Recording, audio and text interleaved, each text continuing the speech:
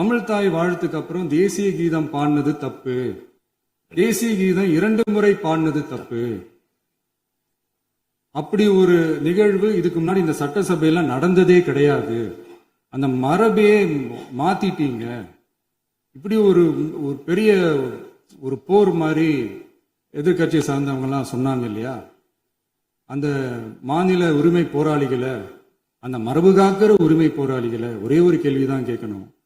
2021 August 2 ஞாபகம் இருக்கா? Centenary celebration of Tamil Nadu legislature. அந்த ஃபங்க்ஷன்ல கலைஞர் அவர்களுடைய புகைப்படத்தை மாண்புமிகு குடியரசுத் தலைவர் திறந்து வைக்கிற ஒரு ஃபங்க்ஷன். அந்த ஃபங்க்ஷன்ல national anthem followed by Tamil Thai Vazhthu அப்படின்னு அறிவிச்சது ஞாபகம் இருக்கா? அதாவது தேசிய கீதத்துக்கு அப்புறமா 2வது முறையா, நோட் திஸ் பாயிண்ட் மாண்புமிகு பேரவைத் தலைவர் அவர்களே, பிளீஸ் நோட் திஸ் பாயிண்ட்.